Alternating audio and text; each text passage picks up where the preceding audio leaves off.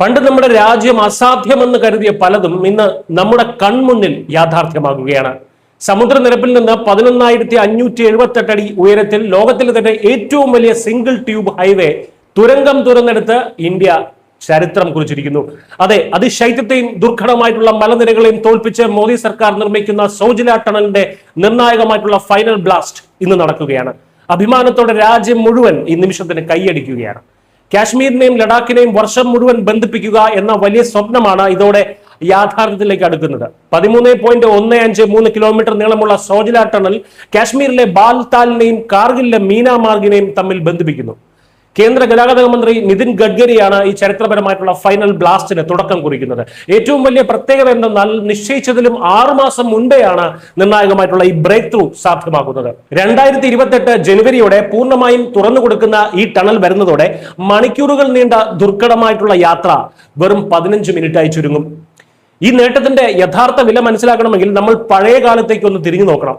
മുൻകാലങ്ങളിൽ അതിർത്തികളിൽ നല്ല റോഡുകൾ പണിതാൽ ശത്രുക്കൾ അതുവഴി എളുപ്പത്തിൽ കയറി വരും എന്ന അടിസ്ഥാനമില്ലാത്ത ഭയമായിരുന്നു അന്നത്തെ ഭരണാധികാരികൾക്ക്.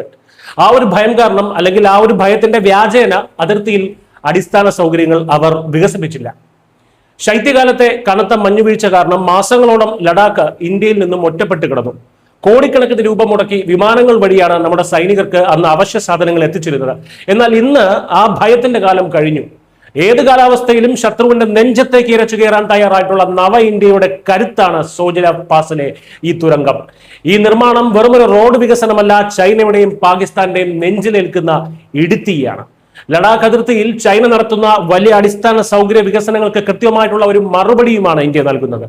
കാശ്മീരും ലഡാക്കും തമ്മിലുള്ള ദൂരം ഇല്ലാതാകുന്നതോടെ പാകിസ്ഥാനെ നേരിടുന്ന സൈന്യത്തെ മിനിറ്റുകൾക്കുള്ളിൽ തന്നെ ചൈനീസ് അതിർത്തിയായിട്ടുള്ള LACയിലേക്ക് മാറ്റാനും ഇന്ത്യൻ ആർമിക്ക് ഇനി സാധിക്കും. ഒരേ സമയം 2 ശത്രുക്കളെ നേരിടാനുള്ള 2 ഫ്രണ്ട് വാർ പ്രതിരോധം ഇതോടെ പൂർണ്ണമാകുകയാണ്.